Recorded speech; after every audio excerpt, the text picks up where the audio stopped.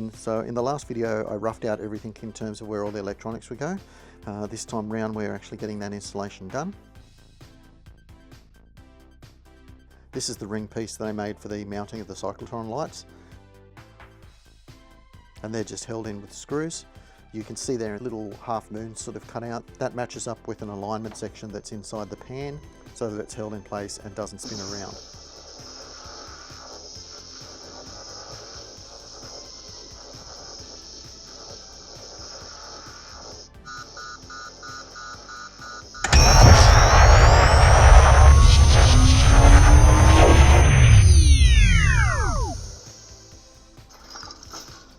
From there I also worked out the box inside a box system that I was talking about doing.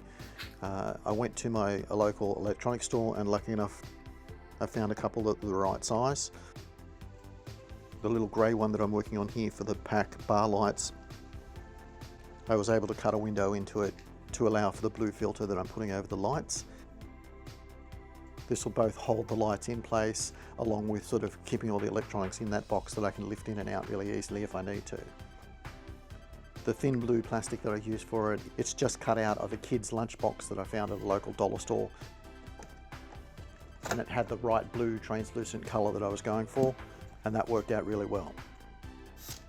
Once I had the light bar sort of mounted in there, and I'd given it a quick test fit to make sure that it was going to do what I wanted it to do, I was then able to basically just connect the wires to it and run it through the little square hole that you can see that I've got cut there. The next thing to work out was the mounting of the sound card itself. I used a similar size box for it. The difference is that it's been mounted horizontally instead of vertically. It was a little bit different. It had these wing tabs on the side of it that made it a lot easier to mount it to the inside without the need to disassemble the box itself. I'm basically just doing a quick test fit to make sure everything's going to line up properly. This is the extension wires that I've done up for the connecting of the speakers. One runs down to the large speaker that's in the cyclotron. The other one runs over to the two small speakers that came out of the Bluetooth speaker that I was speaking about in the previous video. I'll talk a little bit more about that in a second. Once I knew everything was going to fit okay, it was basically just a matter of connecting the wires to the correct section. When I wrapped those cables up and positioned them from the cyclotron, I numbered each one of the plugs to the corresponding position on the board, so that I knew that the firing order that I wanted for the rotation of the lights matched properly.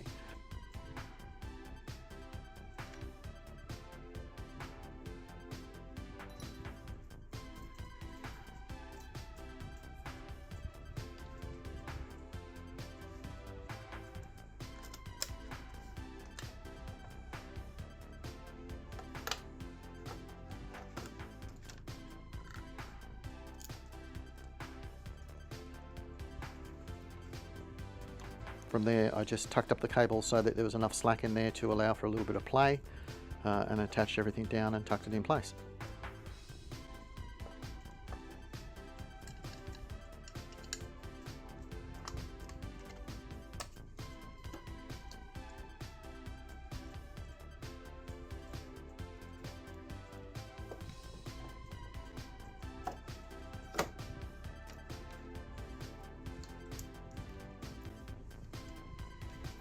That one that I'm stripping there is the larger of the two speaker wires.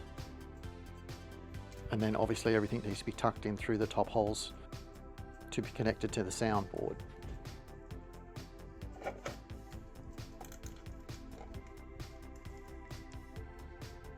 The next piece there is the extension piece that I made up for the potentiometer. And it has a plug that's mounted directly on the board. So it's not a difficult one when it comes to soldering and stuff. Again, most of these things are just simply sort of pushed through the top holes that you can see, and then are either screwed in or plugged in place and you're ready to go.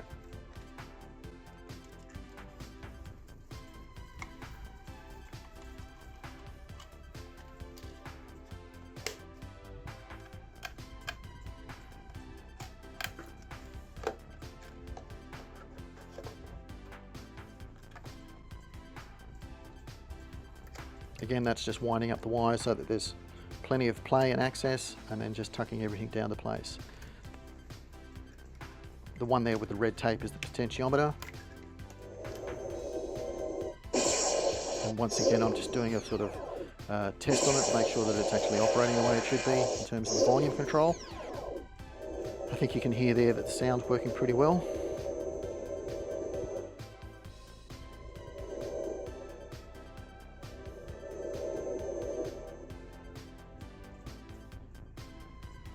And then once it's all screwed down, nothing sort of moves around.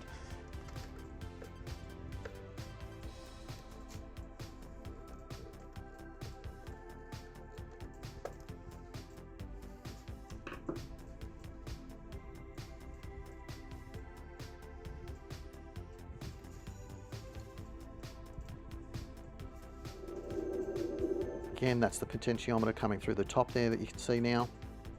And that's essentially the lights done for the pack in terms of the functionality I'm after.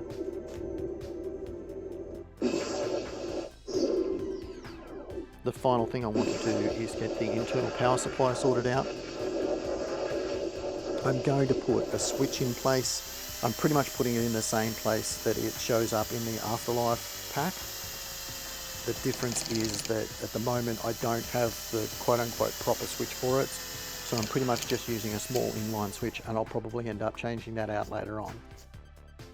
You can see here that I'm working with a really odd tight angle to actually get in place, and I've made up a little custom drill piece. What I'm using here is a piece of stainless steel Mig Wire, but you could use any sort of wire that has sort of a high tensile sort of strength to it. I've just flattened out the end and sharpened a drill bit tip to it, which sort of allows me to get into that really tight, odd angle where normally you wouldn't be able to get because the chuck of the drill gets in the way.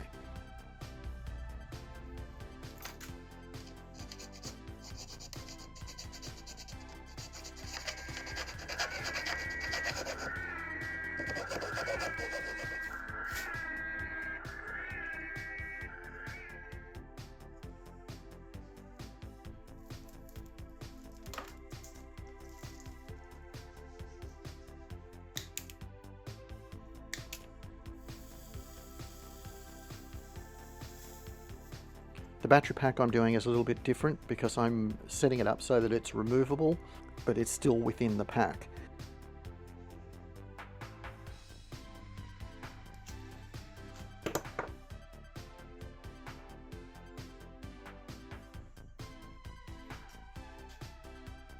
I'm using the power cell section, and I'm setting up a piece that looks like the sort of nuclear control rods that go down inside it, and that hides the real battery that's in the center of it, and that's what that inline switch actually activates.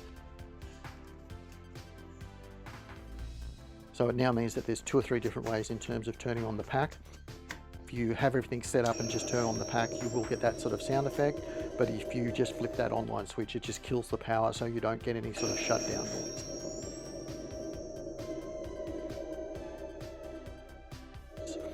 Getting back to what I was talking about as far as the speaker is concerned, the Bluetooth speaker I found didn't really fit in terms of what I wanted to do because of its own features. So I basically just stole the speaker components out of it and used the sections in the pack themselves as resonating chambers. I then used just wiring straight back to the sound card of the pack itself, and that's sort of given me that sound that I'm after. The only thing that I've got left to do in terms of the proper wiring is to feed the cable for the wand through the appropriate hole. And then I can look at the additional options that I want to go for. But for now, let's just do a very quick cleanup. Okay, so once again, this is everything operating all right. You can see I haven't got the wand sorted out yet, and that is basically virtually a build on its own, so I'll be tackling that in the next video. What I want to do now though is look at the inside of the pack in terms of some of the additional features that I'm going to be doing.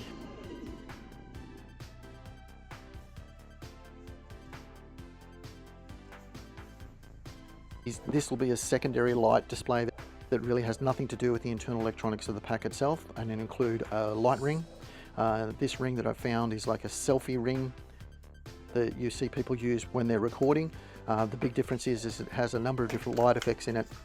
In particular, it has a rotating sort of coloured lights effects. It's got loads of different options, and it's a little hard to actually pick which one I'm going to go for. I think I'm sticking with the rainbow effect at the moment, but there's a number of different options that you can see there. in terms of the way the lights just either stay constant or rotate in a particular way. The camera doesn't pick it up particularly well, but in real life it looks even better. The other thing I'm doing is adding some of that white translucent hosing to it to make it look far less like what it actually is in that selfie ring. And then I'm going to add in a whole lot of extra features to make it match within the theme that I'm going for.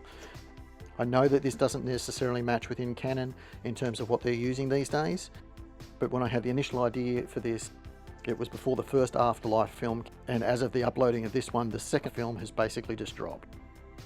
So again, this is my take on it, and there are some features that sort of fall within that sort of design, but what I'm really going for is a version where you can sort of see virtually everything that's going on inside the pack, not just in the cyclotron section. So you can see there, that's pretty much what I've come up in terms of the layout. None of this is attached at the moment, it's all just sat in place to give you a bit of an idea of what I've got in mind. And there's a lot of empty sections there that you can see that I'll fill up with different bits and pieces based on what's appropriate for that section. So there'll be different things going on in the gearbox section, and then there'll be different things going on to where the power and computer control and all of the ion arm and all that sort of stuff, so that it sort of feeds the story and looks more relevant to the inside of the pack. I'll put a link in the description for the 2 videos that gave me the most amount of inspiration for how I'm doing the internal layout. And if you haven't seen them before, I recommend you give them a look, because they're a really fun explanation of how the internals of the pack might actually work. So as I said, I'm not 100% sold on which light configuration I'm going for. At the moment, I think that spinning rainbow version is the one that I like most. But I'll probably settle on that once I actually get things sorted out. You can see there's a couple of different options that I can certainly pick from, but feel free to drop a comment in the comment section if you have an opinion on it. Anyway guys, that'll be the update for this time. Thanks for watching, talk to you next time.